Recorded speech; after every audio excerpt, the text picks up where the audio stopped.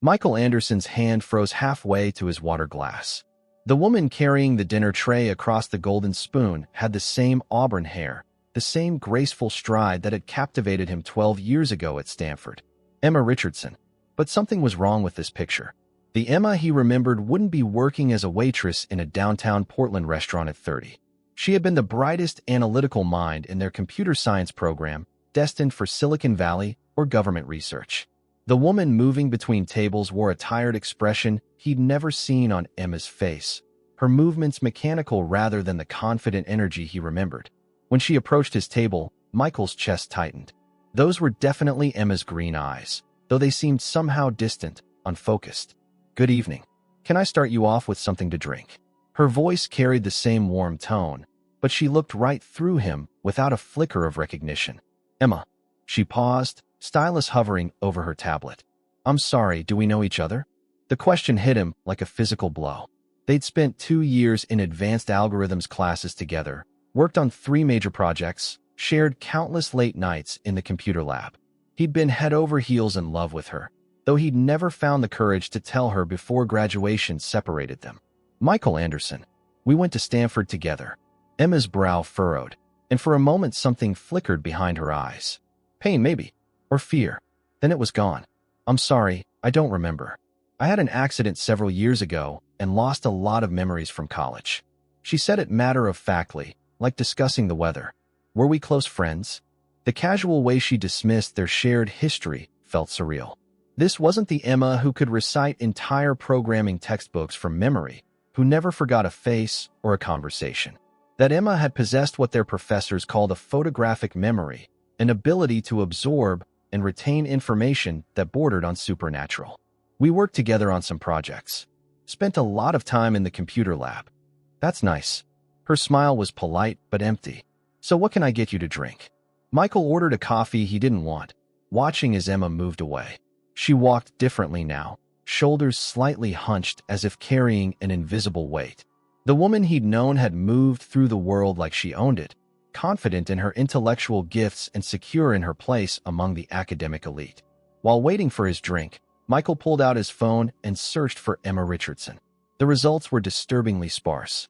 A few outdated academic references from Stanford, then nothing for 8 years until a brief mention in a Portland newspaper about a car accident victim recovering at Sacred Heart Medical Center. No social media presence, no professional listings, no digital footprint for someone who'd once been destined to change the tech world. Emma returned with his coffee, and Michael noticed her hands were shaking slightly. When she set down the cup, she winced as if the simple movement caused pain. "Are you all right?" "Just tired. Long shift." But her eyes darted toward the restaurant's entrance, and Michael caught something that made his detective instincts from his military days kick in. Fear. Emma Richardson was afraid of something. "Listen, I know this might sound strange, but would you like to grab coffee sometime? Catch up?" "I don't really do that anymore." The response came too quickly, rehearsed. "Besides, there's not much to catch up on when you can't remember the past." Michael left a $20 tip on an $8 coffee and walked out into the Portland evening. Something was very wrong with this situation. The Emma he'd known had been pursuing graduate work in data analysis with a focus on pattern recognition for government applications. She'd mentioned having job interviews with some federal agencies before graduation. Now she was waiting tables and claiming memory loss from an accident 8 years ago. But those brief flickers he'd seen in her eyes suggested she wasn't as lost as she pretended to be. Back in his hotel room, Michael opened his laptop and began digging deeper. The military had taught him how to find information that wasn't meant to be found. Emma Richardson's disappearance from the digital world was too clean, too complete. Someone had gone to considerable effort to erase her professional existence. The accident report from Sacred Heart was suspiciously brief. Single car collision, driver found unconscious, extensive head trauma resulting in partial amnesia. No witnesses, no explanation for why a careful driver like Emma would lose control on a straight stretch of highway on a clear night. Michael had built his tech empire on pattern recognition, and this pattern screamed cover-up. Tomorrow he'd go back to the Golden Spoon, and this time he'd pay closer attention to who else might be watching Emma Richardson. Michael returned to the Golden Spoon the next evening, choosing a corner table with clear sight lines to the kitchen and exits. Military habits died hard. Emma was working again, moving through her section with the same mechanical efficiency. But tonight he noticed details that had escaped him the first time. She never wrote down orders. Even complex requests with substitutions and modifications went straight to the kitchen without a single note. The Emma claiming memory loss was displaying the exact photographic recall that had made her legendary at Stanford. When she delivered his dinner, Michael tested his theory. "I'll have the salmon, but could you hold the capers, substitute sweet potato fries for regular, add extra lemon on the side, and bring the sauce separately?" Emma nodded, walking away without reaching for her order pad. 20 minutes later, his plate arrived exactly as requested. "Perfect memory for orders," Michael commented when she checked on his table. Emma's hand tightened on her water pitcher. "It's just practice. You do something long enough, it becomes automatic." But her eyes told a different story. For just a moment, confusion flickered across her face, as if she'd surprised herself with the demonstration of her abilities. Michael had spent the day making discreet inquiries through his network of former military contacts. The picture emerging of Emma's accident was becoming more disturbing by the hour. Traffic cameras near the crash site had mysteriously malfunctioned that night. The responding EMT team had been replaced at the last minute by a private medical service. The doctor who treated Emma's head trauma, Dr. Robert Hayes, had no prior experience with memory disorders, but had somehow become her primary neurologist. Most telling was what Michael's contact at the NSA wouldn't say. When pressed about Emma Richardson's employment history, the man had gone silent for 30 seconds before stating that certain personnel files were classified beyond his clearance level. That response alone confirmed Michael's suspicions. Emma hadn't been just any graduate student. She'd been working on something significant enough to require federal protection. "Another coffee?" Emma appeared beside his table, breaking his concentration. "Actually, I was hoping we could talk. About Stanford.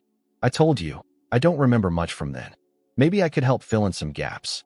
We spent a lot of time together junior and senior year." Emma glanced toward the kitchen, then at her watch.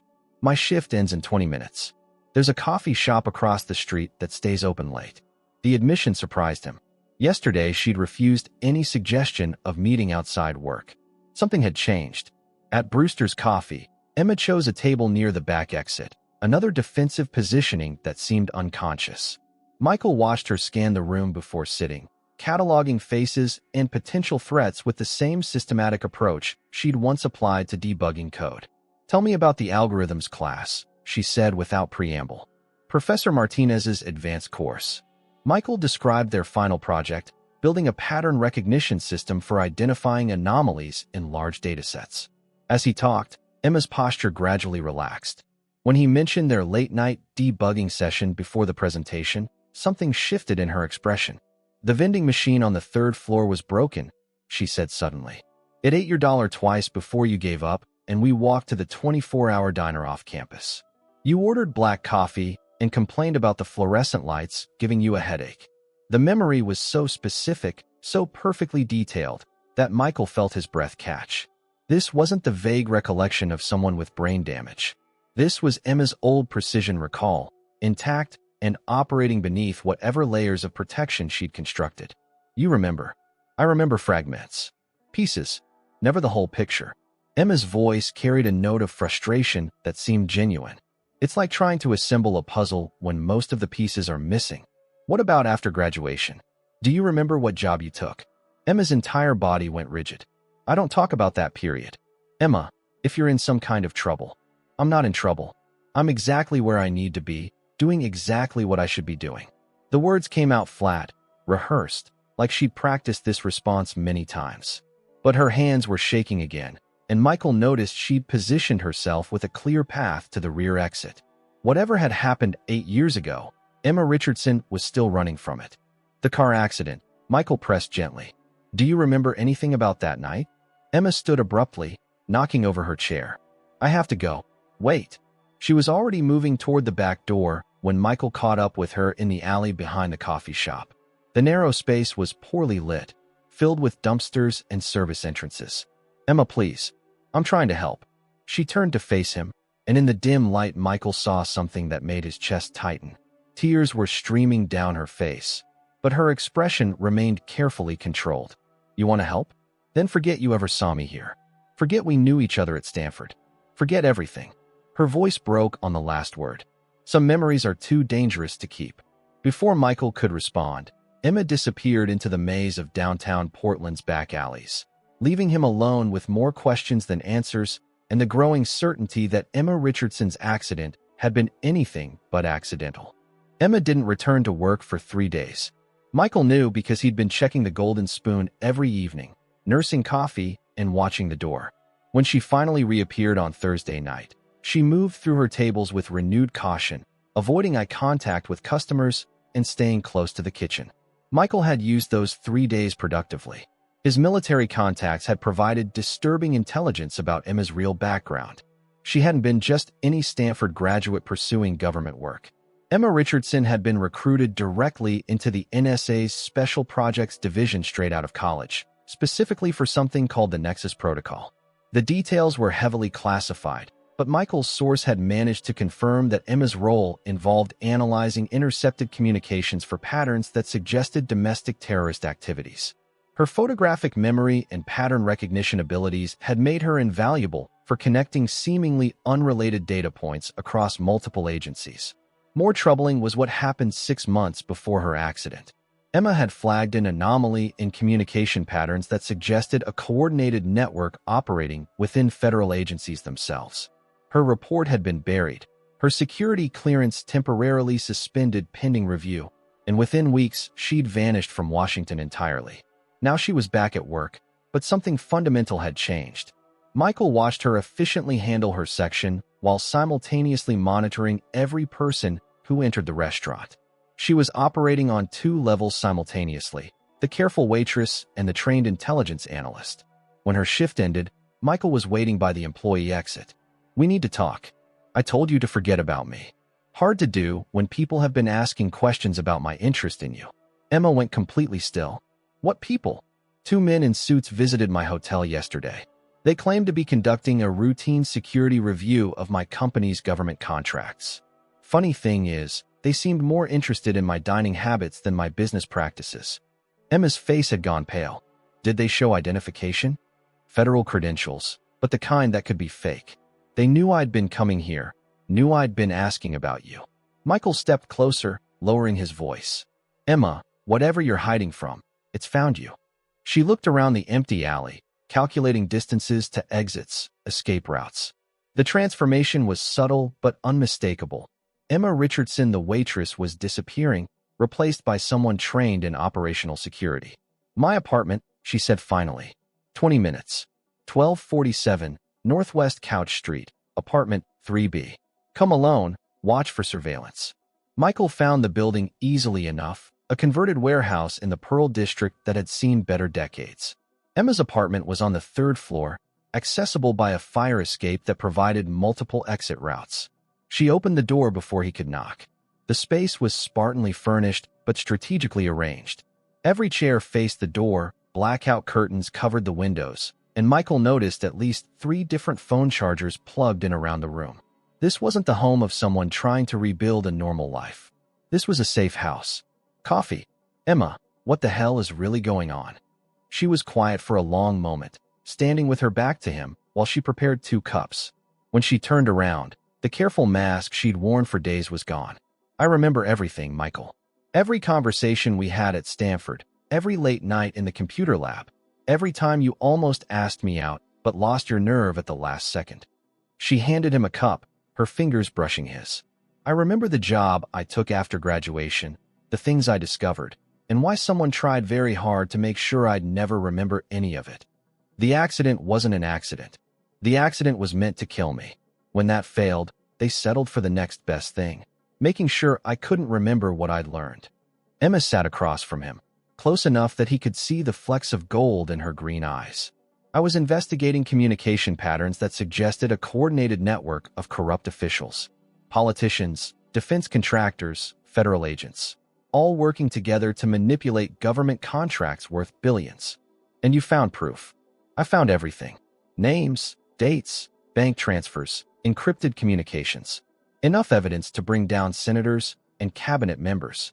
Emma's voice was steady, but Michael could see her hands trembling. 3 days before I was supposed to present my findings, my supervisor told me the investigation was being transferred to another division. 2 days later, I was driving to my parents' house in Oregon when my brakes failed on Highway 26. Michael set down his coffee cup and moved to sit beside her on the small couch. The memory loss? Dr. Hayes was working for them. He used a combination of drugs and electromagnetic therapy to target specific neural pathways. The idea was to erase everything related to my work while leaving basic functions intact. Emma looked directly at him. It almost worked. For 2 years, I really couldn't remember anything significant. But memories stored as strongly as mine don't disappear easily. They started coming back in fragments about 3 years ago. Why didn't you contact the authorities? Because I don't know who I can trust. The network I was investigating included people from multiple agencies. For all I know, the men asking about you work for the same people who tried to kill me. Michael reached for her hand, threading their fingers together. You've been carrying this alone for years. I had to. Anyone who gets close to me becomes a target. Emma squeezed his hand. That's why I tried to push you away. I can't let them hurt you too. Too late for that. I'm already involved. Emma studied his face, searching for something. You could walk away. Pretend you never found me. Go back to your life in Seattle. Not happening. Michael, these people killed a federal agent and made it look like suicide when he started asking the wrong questions. They have resources, connections, unlimited funding. He silenced her by cupping her face in his hands and kissing her.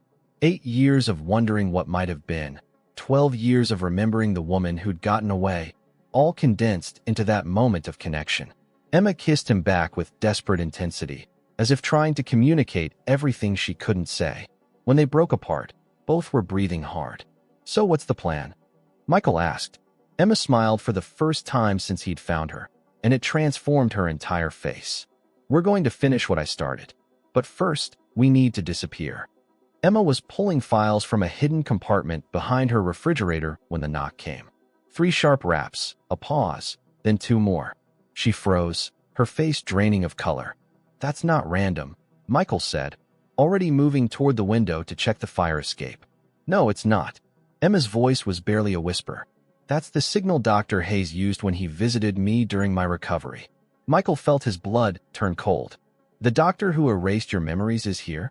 Emma nodded toward a panel in the wall near the kitchen. There's a go bag behind there with cash and fake IDs. We can be out the fire escape in 30 seconds. Wait. Michael moved to the door's peephole. A thin man in his 60s stood in the hallway, wearing a rumpled suit and carrying a medical bag.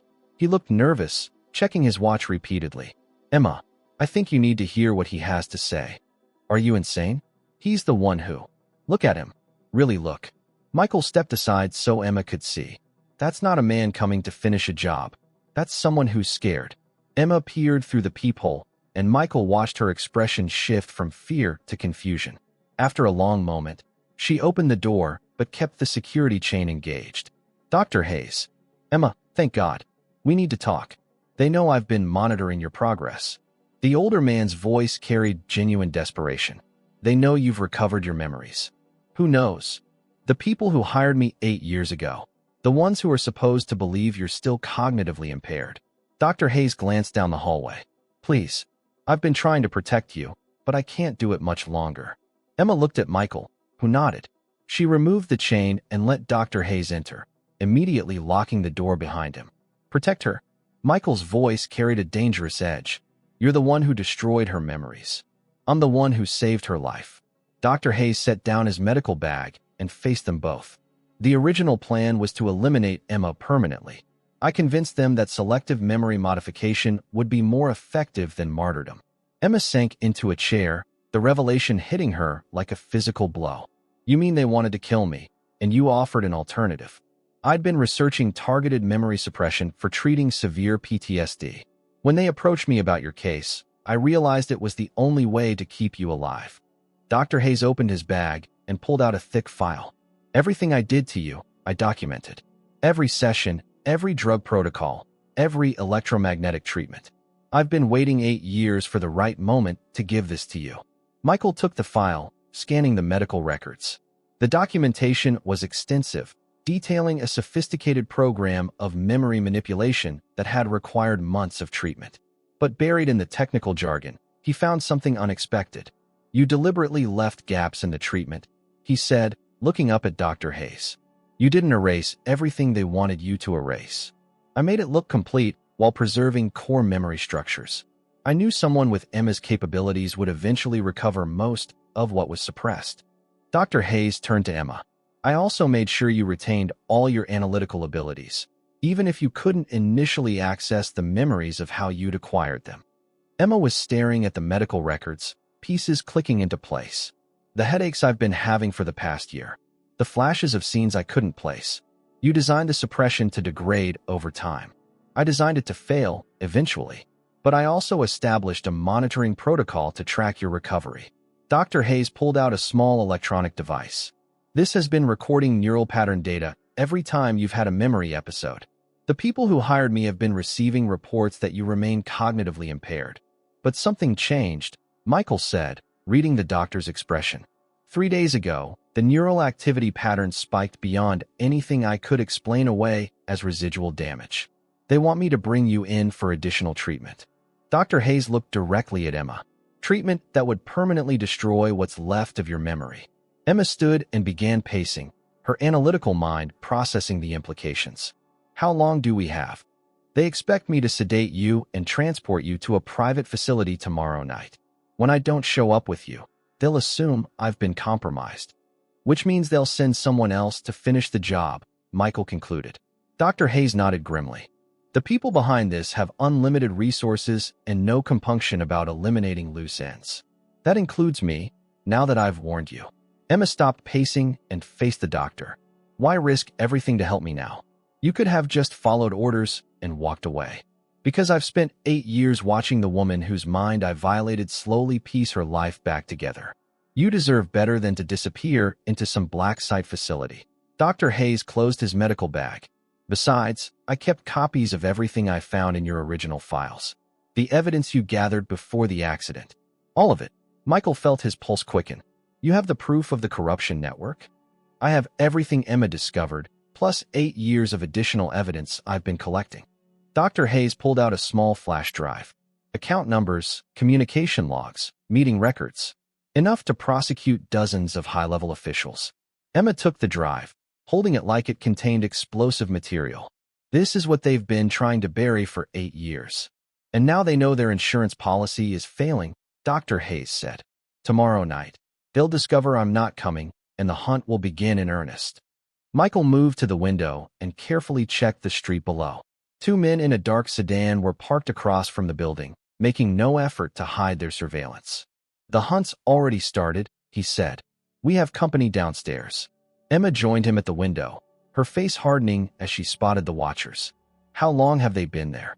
"They weren't there when I arrived, which means they followed Dr. Hayes." Michael turned to the doctor. "Did you tell anyone you were coming here?" Dr. Hayes looked stricken. "I thought I was careful. I've been planning this for months." "Doesn't matter now." Emma was already moving toward her hidden panel, pulling out the emergency bag. "We leave in 5 minutes. Dr. Hayes, you're coming with us."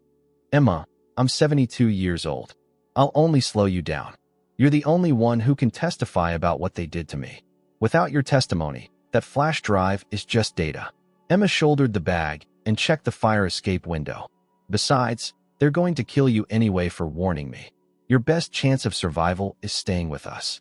Michael appreciated Emma's tactical thinking, but he was more focused on the immediate problem. 2 men downstairs means there are probably more positioned around the building. We need a distraction." Emma smiled, and for the first time since finding her, Michael saw a glimpse of the confident woman from Stanford. "Dr. Hayes, do you still have access to the hospital's emergency communication system?" "Yes, but call in a gas leak at this address. Make it sound urgent enough to require full evacuation and emergency response." As Dr. Hayes made the call, Emma and Michael prepared for what would either be their escape or their last stand. The fire department sirens provided perfect cover as Emma, Michael, and Dr. Hayes slipped down the fire escape. Emergency vehicles were already converging on the building, their flashing lights creating chaos that masked their descent to street level. Emma led them through a maze of back alleys she'd obviously memorized during her years of hiding. They made it 6 blocks before Dr. Hayes collapsed against a brick wall, breathing heavily. "I can't keep this pace," he gasped. Emma checked her watch. "There's a 24-hour diner 3 blocks north. We can regroup there while the emergency response keeps them busy." The Moonlight Diner was exactly the kind of anonymous place someone could disappear into. Bright fluorescent lighting, worn vinyl booths, and staff who minded their own business. Emma chose a corner booth with sight lines to both entrances, while Dr. Hayes excused himself to the restroom. "Show me the files," Michael said once they were alone. Emma connected the flash drive to a tablet she'd pulled from her bag. As the data loaded, Michael watched her expression shift from concentration to confusion to something approaching horror. "This isn't just about government corruption," she said quietly. "This is about privatizing intelligence operations through shell companies and defense contractors." Michael leaned closer to read the screen.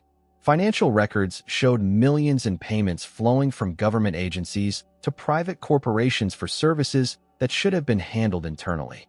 Communications logs revealed coordination between federal officials and corporate executives to artificially inflate contract values and eliminate competitive bidding. "It's systematic theft," Emma continued, scrolling through account numbers. "They've been siphoning money from national security budgets for nearly a decade." "Who's they?" Emma pulled up an organizational chart that made Michael's blood run cold.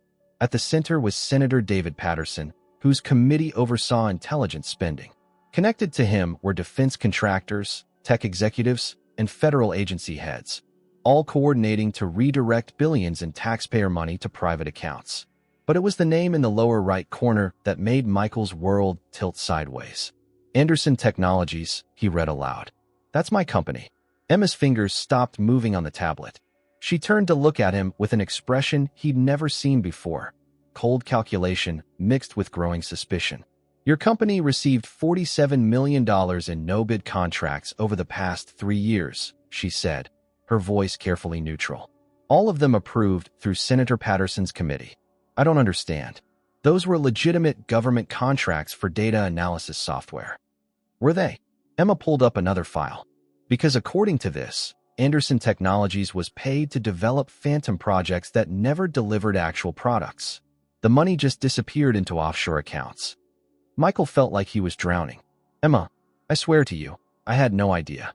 My company handles dozens of government contracts. I don't personally oversee every project." "Who does?"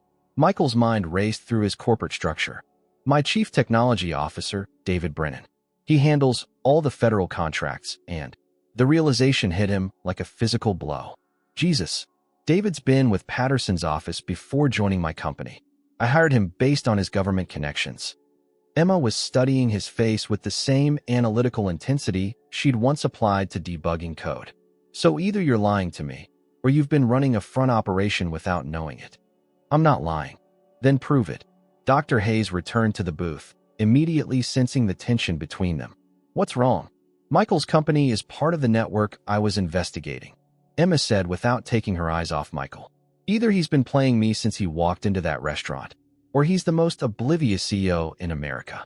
"I built Anderson Technologies from nothing," Michael said, his voice tight with anger.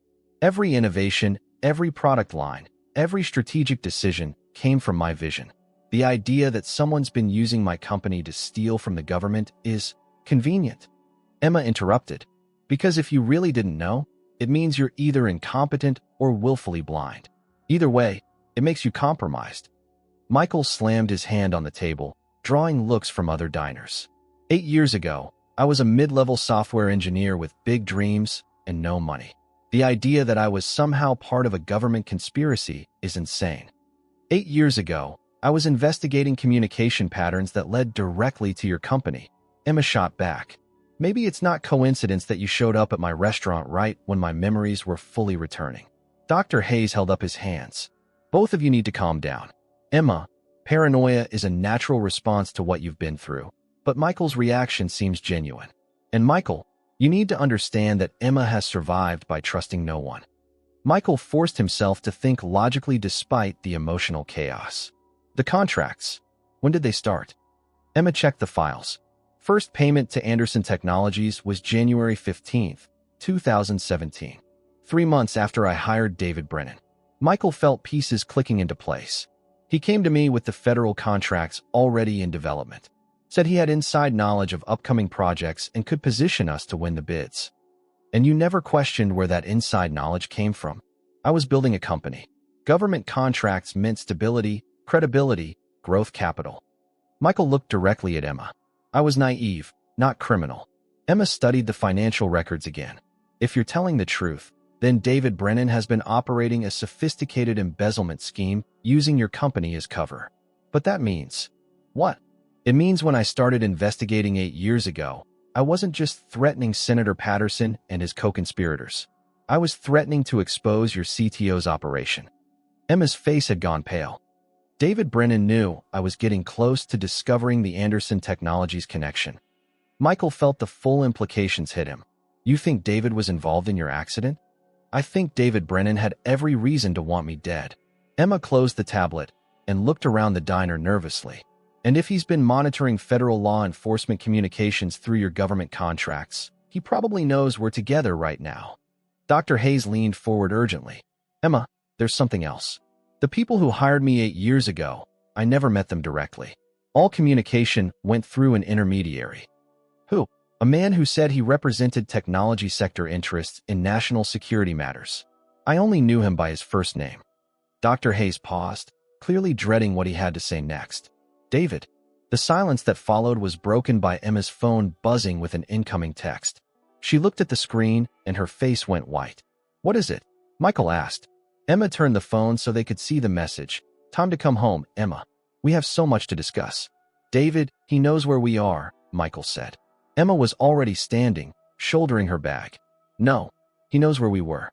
But I've been planning for this moment for 3 years. Planning what? Emma's smile was sharp as a blade. David Brennan thinks he's been hunting a damaged waitress with memory problems. Time to show him what a fully operational intelligence analyst can do. As they left the diner through the back exit, Michael realized that the woman beside him was no longer the Emma Richardson he'd known at Stanford, or even the cautious waitress he'd found a week ago. This was someone forged by 8 years of survival, and she was done running. Emma led them through a series of underground parking garages and service tunnels that connected downtown Portland's buildings. Michael realized she'd spent years mapping escape routes through the city's infrastructure, preparing for exactly this scenario. There's a safe house in the Pearl District, Emma said as they emerged from a freight elevator into an abandoned office building. Corporate shell company owns it, but the lease is buried under so many layers that... Her phone rang. Unknown number. Emma stared at it for 3 rings before answering. Dr. Hayes is dead. The voice was male, calm, professional. Car accident about an hour ago. Very unfortunate.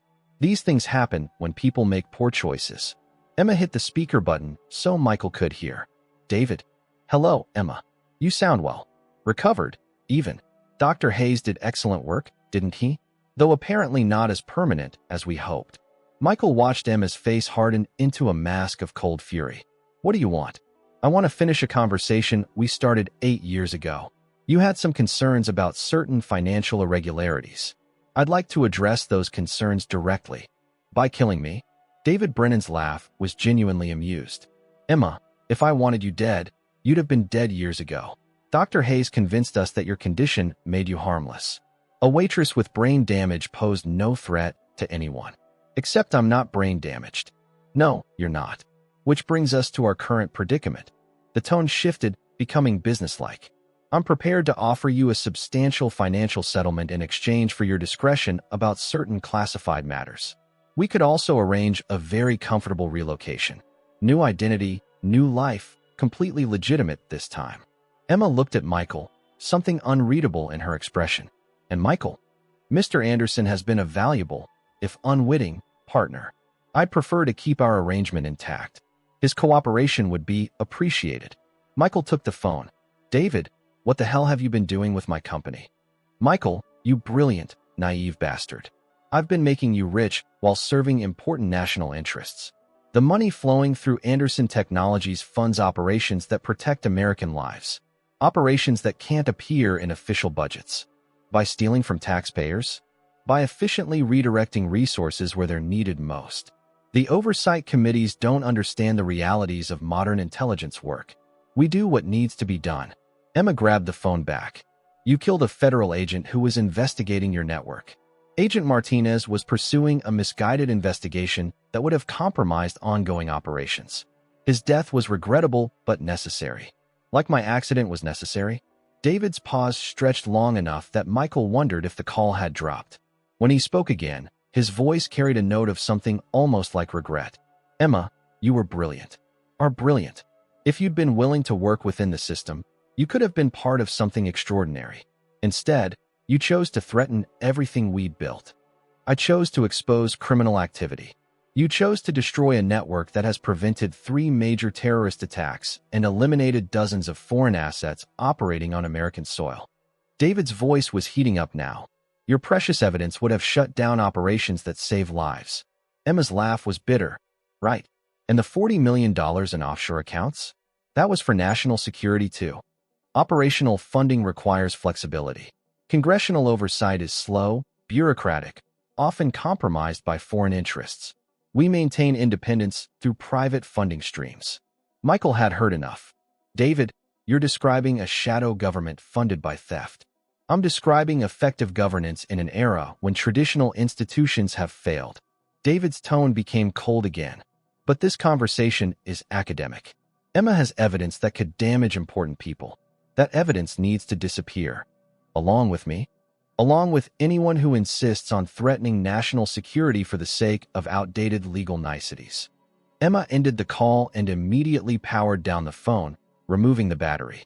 He's traced this call, she said, already moving toward the stairwell. We have maybe 10 minutes before they triangulate our location. As they climbed to the building's upper floors, Michael processed what he'd heard. Emma, when you were investigating 8 years ago, how much did you really know about my company's involvement? Emma stopped climbing and turned to face him. I knew Anderson Technologies was receiving payments for phantom projects. I knew David Brennan was the connection between your company and Senator Patterson's committee. What I didn't know was whether you were complicit or just being used. Is that why you didn't recognize me at first? You thought I might be part of it. I recognized you the second you walked into the Golden Spoon. Emma's admission hit him like a physical blow. I've been watching for faces from my past for 8 years.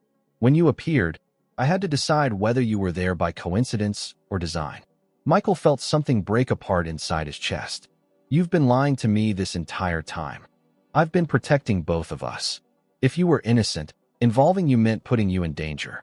If you were guilty, pretending not to remember you gave me an advantage. And now, Emma reached out and touched his face, her thumb tracing the line of his jaw. Now I know you're the same man who spent 2 years at Stanford being too scared to ask me out, despite the fact that I was desperately hoping you would. The confession hung between them in the emergency stairwell, 8 years of missed chances and misunderstanding suddenly crystallizing into perfect clarity. You knew I had feelings for you? Michael, you spent more time in the computer lab than any 3 other students combined, and somehow you always ended up working on projects I was assigned to. It wasn't subtle. He kissed her then, urgent and desperate, weeks of worry and years of regret pouring into that moment of connection. Emma responded with equal intensity, her hands fisting in his shirt as if she could anchor them both against the chaos surrounding them.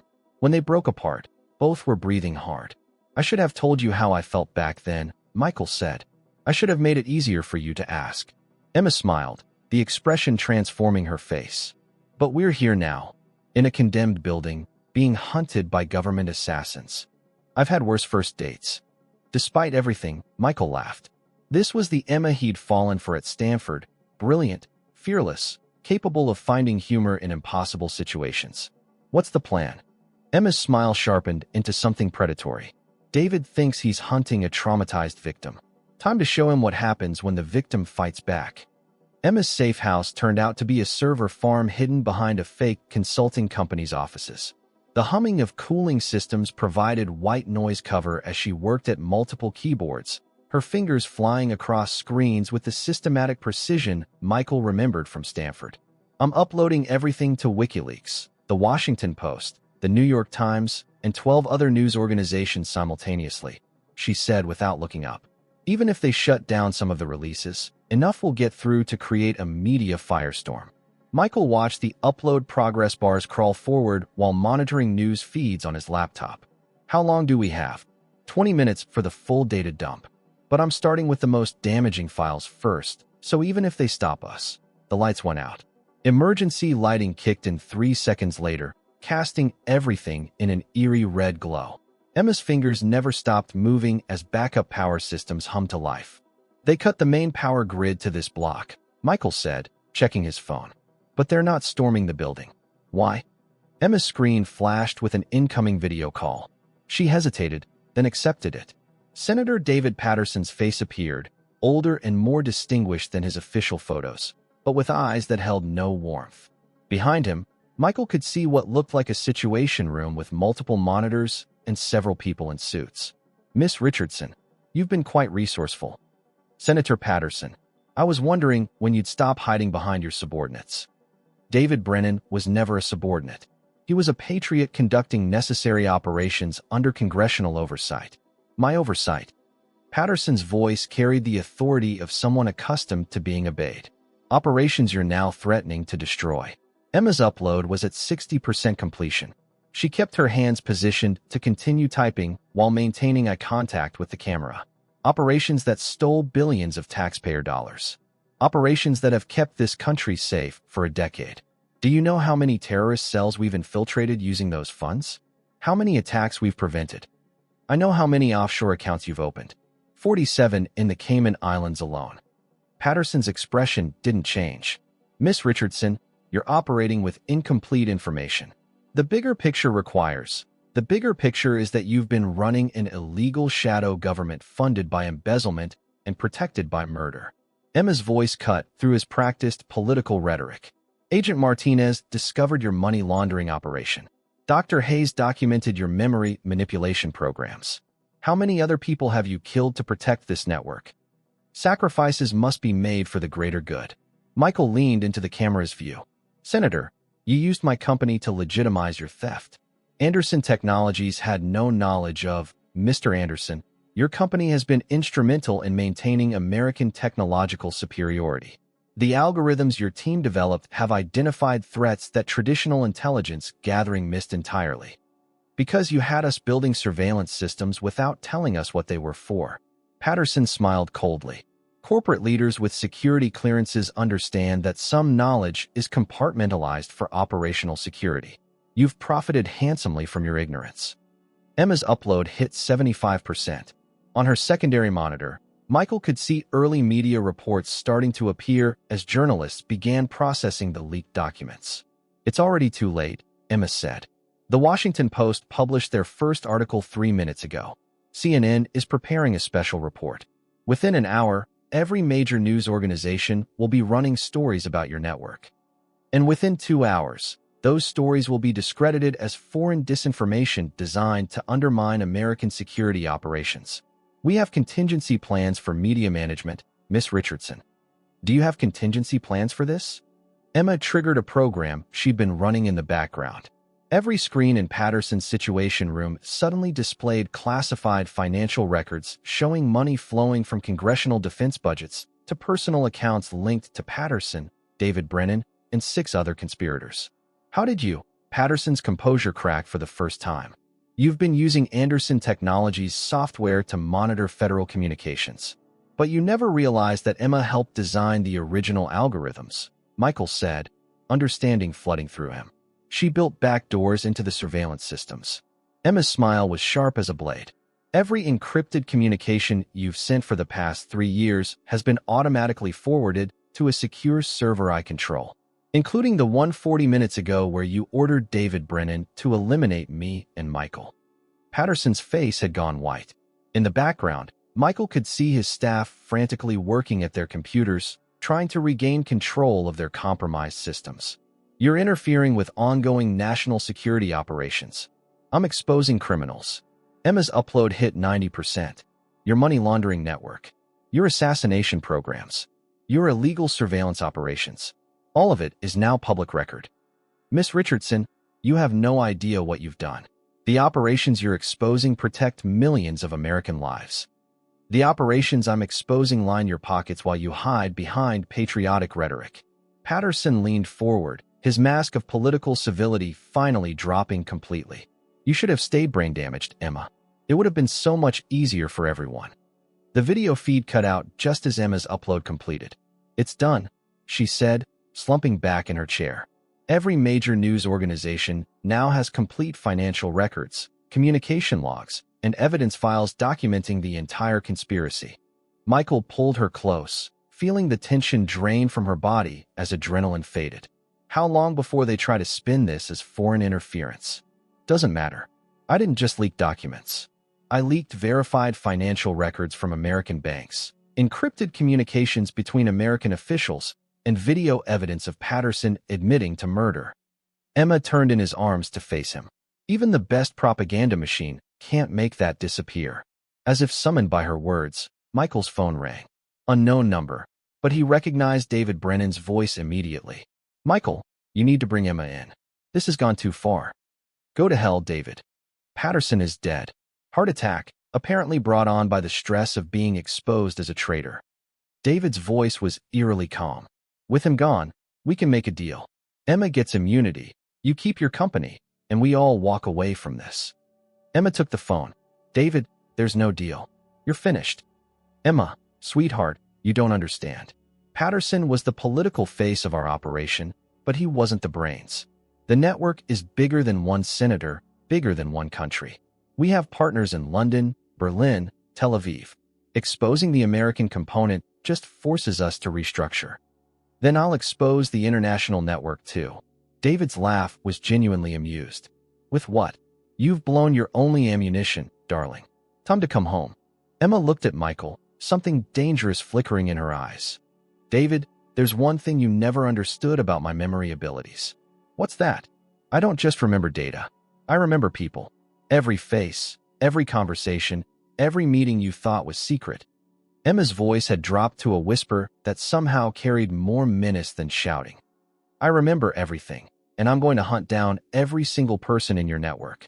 She ended the call and turned to Michael with a smile that was equal parts loving and lethal. Ready for the counterattack? 3 months after Patterson's death, Emma Richardson stood before a joint congressional committee, her testimony broadcast live to the nation. The woman who had once hidden behind amnesia now commanded the room with the precision and authority that had made her legendary in intelligence circles. The network operated through a system of legitimate businesses providing cover for illegal activities, Emma said, referring to documents displayed on screens throughout the hearing room. Anderson Technologies was one of 17 companies unknowingly facilitating money laundering through inflated government contracts. Michael watched from the gallery, still processing how completely he'd been manipulated. Emma's investigation had revealed that David Brennan had systematically targeted small tech companies with government contract potential, inserting himself into their operations and using their legitimate business activities to mask illegal transfers. Mr. Brennan exploited the natural trust between business partners, Emma continued. CEOs like Michael Anderson believed they were building successful companies while unknowingly providing cover for criminal enterprises. The committee chairman leaned forward. Ms. Richardson, how extensive was this network? Based on financial records and communication intercepts, the conspiracy involved 43 individuals across 17 government agencies, 12 private corporations, and 5 foreign governments. Total funds misappropriated over 9 years, approximately $2.4 billion. Murmurs filled the hearing room. Emma's photographic memory had made her a devastating witness, able to recall specific details from thousands of documents without referring to notes. And David Brennan's current status? Mr. Brennan was arrested 2 weeks ago in Geneva attempting to access Swiss bank accounts linked to the conspiracy. He's currently fighting extradition to the United States. What Emma didn't mention was how they'd found Brennan. After the initial document dump, she'd spent 6 weeks systematically infiltrating the communications networks of every person identified in Patterson's files. Her ability to recognize patterns in data streams had allowed her to track the surviving conspirators as they attempted to regroup. Brennan had made the mistake of using an encrypted communication system that Emma had helped design years earlier.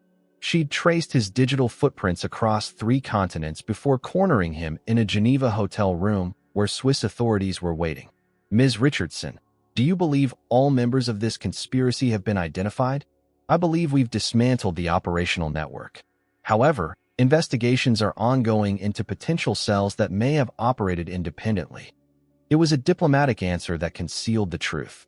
Emma knew exactly who remained at large because she'd been hunting them methodically for months. 2 former CIA contractors were currently under surveillance in Bangkok. A Defense Department procurement officer was being monitored in Prague. A Senate staffer was about to be arrested in Miami. Emma had become a one-woman intelligence operation, using her recovered abilities to systematically destroy everything Patterson and Brennan had built. But she was careful to work within legal frameworks, feeding information to FBI investigators and international law enforcement rather than taking direct action. Thank you, Ms. Richardson. Your cooperation has been invaluable to these proceedings. As the hearing recessed, Michael met Emma in the hallway outside the committee room.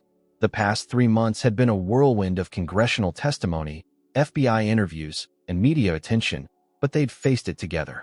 How are you holding up? He asked, taking her hand. Ready for this to be over. Emma squeezed his fingers. The last 3 survivors from Brennan's European operation were arrested this morning in Berlin. It's finished. Michael felt something release in his chest that he hadn't realized he'd been holding. Really finished? Really finished. The FBI has all the evidence they need, the congressional investigation is wrapping up, and the media has moved on to the next scandal. Emma smiled, and for the first time in months it reached her eyes. We can finally have a normal life. What's normal for us? Emma's laugh was genuinely happy. I have no idea. We'll figure it out together. 6 weeks later, Michael and Emma stood beside Willow Creek in a small ceremony attended by 30 friends and family members. Emma wore a simple white dress that complemented her auburn hair, while Michael had chosen a classic black suit that made his blue eyes even more striking. The setting was exactly what Emma had envisioned. Weeping willows trailing their branches in the slow-moving water, wildflowers blooming along the banks, and a small wooden bridge providing a perfect backdrop for their vows. Emma, Michael said, holding her hands as they faced each other beside the creek. 12 years ago, I was too scared to tell you how I felt. 8 years ago, I thought I'd lost you forever. Today I'm promising that I'll never let fear keep us apart again. Emma's eyes filled with tears as she responded. Michael, you found me when I'd given up hope of ever being found. You believed in me when I couldn't remember who I was. You stood by me when the whole world seemed dangerous and uncertain. I promised to trust you, to choose you, and to build a life with you that's worth all the waiting. When they kissed as husband and wife, the small gathering erupted in applause. Michael's parents had flown in from Seattle, Emma's from San Francisco, and the mix of family and friends felt like the beginning of something entirely new. At the reception afterward, Emma pulled Michael aside during the dancing. I have a proposal for you, she said, her eyes bright with excitement. We just got married. Isn't it a little late for proposals? A business proposal. What would you think about turning Anderson Technologies into something that actually helps people? Michael raised an eyebrow. What did you have in mind? A foundation that provides protection and support for whistleblowers. People who discover corruption or criminal activity but need resources and security to expose it safely. Emma's voice carried the passion he remembered from their Stanford days. We have the technical expertise, the government connections, and the credibility to make it work. Using the money the company made from those fraudulent contracts? Using the money to do some good in the world. Transform something ugly into something meaningful. Michael considered the idea, remembering the terror Emma had lived with for 8 years, the isolation and fear that came with possessing dangerous knowledge and having nowhere safe to turn. The Richardson Anderson Foundation for Government Accountability? I was thinking the Anderson Richardson Foundation. Your company, your resources. Our foundation. Our mission. Michael spun her around as the music swelled. I love it. I love you. I love you too. Even if you are the most dangerous woman I've ever met. Emma laughed, the sound carrying across the water where other couples were dancing under string lights as evening settled over Willow Creek. 2 years later, the Anderson Richardson Foundation had provided protection and legal support to 43 whistleblowers who had exposed corruption in government and corporate settings. Their secure communication systems had helped bring down two major procurement fraud schemes and a human trafficking network operating through military contractors. Emma Richardson Anderson had found her purpose in protecting others who faced the same impossible choices she'd confronted 8 years earlier. Michael had discovered that building something meaningful with the woman he loved was infinitely more satisfying than simply accumulating wealth. On quiet evenings in their Portland home, they would sometimes talk about the path that had brought them together, from Stanford computer labs to a Portland restaurant to congressional hearing rooms to their wedding beside Willow Creek. "Do you ever regret it?" Michael asked one night as they sat on their back porch, watching the city lights twinkle in the distance. "Regret what?" "All of it. The investigation, the accident, the years of hiding. If you could go back and choose not to look into Patterson's network, would you?" Emma considered the question, her head resting against his shoulder. "If I hadn't investigated the network, dozens of other people would have been hurt. Hundreds of millions more dollars would have been stolen. Patterson and Brennan would still be operating." "That's not what I asked." "I know." Emma turned to face him. "No, I don't regret it. Everything that happened brought us here, to this life we've built together. I wouldn't change any of it." Michael kissed her forehead, tasting the truth in her words. The woman beside him was scarred but not broken, shaped by trauma but not defined by it. She had taken the worst thing that had ever happened to her and transformed it into a force for protecting others. "Besides," Emma added with the smile that had captivated him since their Stanford days, "if I hadn't lost my memory, you never would have been brave enough to approach me in that restaurant. I would have worked up the courage eventually." "Eventually?" "Michael, it took you 2 years in college just to ask for my phone number." Point taken. As they sat together watching the night settle over Portland, Emma Richardson Anderson felt something she hadn't experienced in over a decade: complete peace. The nightmares had finally stopped. The constant vigilance had relaxed into normal caution. The woman who had spent 8 years hiding was now living openly, using her real name and her extraordinary abilities to make the world a little bit safer for people who chose to speak truth to power. Sometimes healing looked like justice. Sometimes it looked like love. Tonight, wrapped in Michael's arms with their foundation's latest success story fresh in the news, it looked like both. The conference room of the Anderson-Richardson Foundation buzzed with quiet activity as Emma reviewed case files for their latest clients. Through the floor-to-ceiling windows of their Seattle headquarters, she could see Elliott Bay sparkling in the afternoon sunshine, ferry boats carrying commuters between the islands and the mainland. "The pharmaceutical whistleblower case just settled," Michael announced, entering with 2 coffee cups and a satisfied expression. $120 million in fines, plus criminal charges for the executives involved. Sarah Chun is finally safe to return to her normal life. Emma accepted the coffee gratefully, noting how Michael's hair had started showing traces of silver at the temples. The stress lines around his eyes had softened over the years, replaced by the confident ease of someone who'd found his true calling. "That makes 47 successful cases since we started," Emma said, updating the numbers on her tablet. "Not bad for a couple of amateurs who thought they could change the world." "Speak for yourself." "I always knew we'd change the world." Michael settled into the chair beside her, close enough that their knees touched. "Besides, we had excellent motivation." Emma laughed, the sound carrying the contentment that had gradually replaced the hypervigilance of her earlier years. The foundation had grown from a 2-person operation in Portland to a staff of 37 across 3 offices, providing legal protection, secure communications, and relocation services for people exposing corruption in both government and corporate settings. "Any word from Dr. Martinez's family about the memorial dedication?" Emma asked, referring to the federal agent whose death had been one of the first crimes documented in Patterson's files. "Next month in Washington. His daughter wants us to speak about how his investigation ultimately led to exposing the entire network." Michael's expression grew serious. "She said it helps knowing his death wasn't meaningless." Emma nodded, understanding the weight of that responsibility.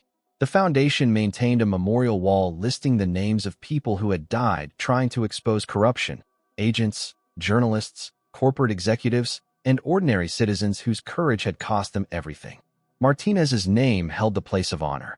A soft knock interrupted their conversation.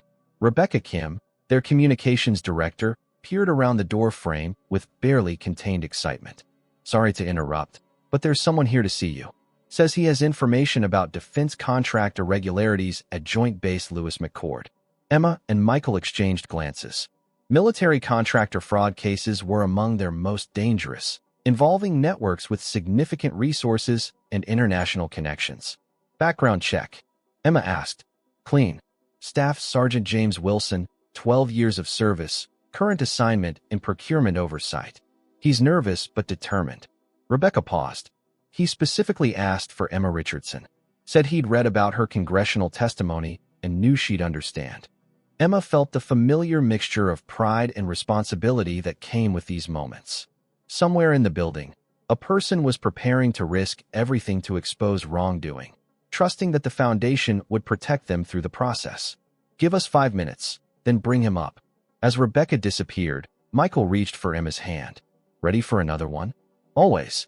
Emma squeezed his fingers, drawing strength from the connection that had anchored them through 5 years of dangerous cases and public scrutiny. Though I have to admit, I'm looking forward to our vacation next month. 2 weeks in the San Juan Islands with no phones, no computers, and no federal agents. Don't forget no congressional committees, no media interviews, and no death threats. Michael grinned. The luxury of normalcy. Emma stood and straightened her jacket, preparing to meet another person whose life was about to change irrevocably. Michael, do you think we're making a difference? Emma, in the past 5 years, our cases have resulted in over $2 billion in recovered funds, criminal convictions for 87 individuals, and policy changes that have prevented countless future crimes. Michael joined her at the window, watching Seattle's bustling harbor. But more importantly, we've shown people that exposing corruption doesn't have to be a death sentence. Sometimes I wonder what would have happened if you hadn't walked into that restaurant. I would have found you eventually. Maybe not that week or that month, but eventually. Michael turned to face her, his expression serious. Some things are inevitable, Emma. We were inevitable. As Rebecca escorted Staff Sergeant Wilson toward their office, Emma reflected on the journey that had brought them to this moment. The terrified waitress pretending not to remember her past had evolved into someone who helped others find the courage to speak truth to power. The naive CEO who'd unknowingly facilitated corruption had become a protector of the vulnerable. They'd built something beautiful from the wreckage of their separate traumas, transforming their love story into a force for justice that rippled far beyond their own lives. Emma Richardson Anderson smiled as she prepared to meet their newest client, ready to offer him the protection and support she desperately needed 8 years earlier. The cycle of healing through helping others continued, and she couldn't imagine a more meaningful way to spend the rest of her life. Outside the conference room windows, Seattle thrived under clear skies, while inside, the work of making the world a little bit safer continued, one whistleblower at a time.